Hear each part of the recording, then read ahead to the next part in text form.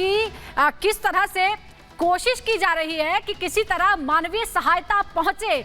मिस्र को मना लिया गया है कि वहां से जो रसद है वो भेजी जाए, लेकिन रास्ता क्या है? 3 रास्ते हैं। हमारे साथ यूके देवनाथ हैं। मैं सर आपसे समझूंगी कि 3 रास्ते जो बताए जा रहे हैं गाजा से निकलने के, ये क्या पॉसिबल है इस वक्त जो हालात बने हुए हैं? कितना आसान या मुश्किल है यहाँ से घुसना या बाहर निकलना? देखिए, फिलहाल ये गाजा पट्टी में जो जितने क्रॉसिंग्स हैं इनको इजराइल ने बंद किया हुआ है।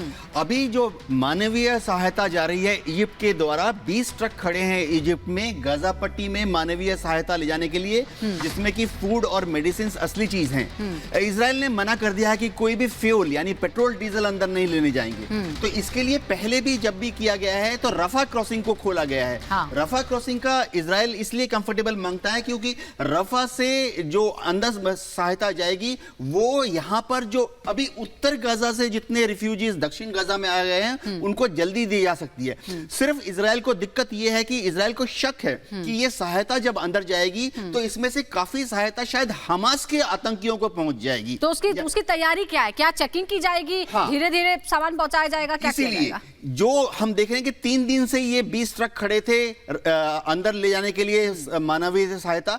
जो नेगोशिएशंस चल रही हैं उसमें इजराइल चाहता है कि या तो उस हर ट्रक के साथ या तो यूनाइटेड नेशन का या इंटरनेशनल रेड क्रॉस का रेड क्रिसेंट, अब दोनों मिल गई हैं, या व्हाइट हेलमेट्स के न्यूट्रल ऑब्जर्वर्स साथ में जाएंगे जो कि ये इंश्योर करेंगे कि ये जो रिलीफ मटेरियल वो पहले से भी सक्रिय है। 2 और रास्ते हैं सर। एक देखिए ये जो केरेम शारोम वाला रास्ता है, तीसरा रास्ता ये आपको लगता है ये तो शायद होगा ही नहीं, रास्ता देगा ही नहीं इजराइल? देगा क्या? देखिए, मानवीय सहायता उत्तर की तरफ से नहीं आ सकती क्योंकि ये वाला एरिया मिलिट्रीली बहुत ही सेंसिटिव है।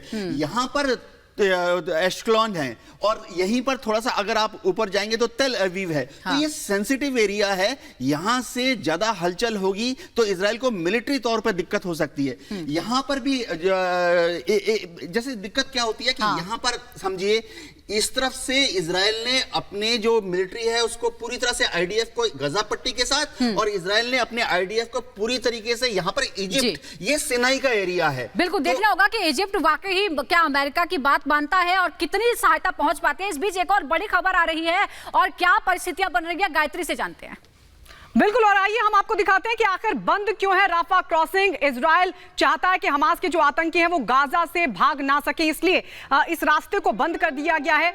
आपको ये भी बता दें कि गाजा में घुसने वाले सभी जो टैंक हैं, जो ट्रक हैं, उनको लेकर इजराइल ये चाहता है कि किसी भी तरीके से आतंकियों को मदद ना मिले। गाजा में घुसने वाले तमाम जो रास्ते हैं उनको बंद कर दिया गया है। इसके अलावा आपको ये भी बता दें कि जो शरणार्थी हैं उनके जमावड़े को लेकर मिस्र को हालांकि चिंता है, लेकिन सवाल ये खड़ा होता है कि क्या मिस्र रास्ता देगा, क्योंकि कई ऐसे रास्ते हैं जहां से मानवीय जो सहायता वो दी जा सकती है, लेकिन लगातार जो है हमले हो रहे हैं और इस वजह से जो तमाम रास्ते हैं उनको बंद किया गया है।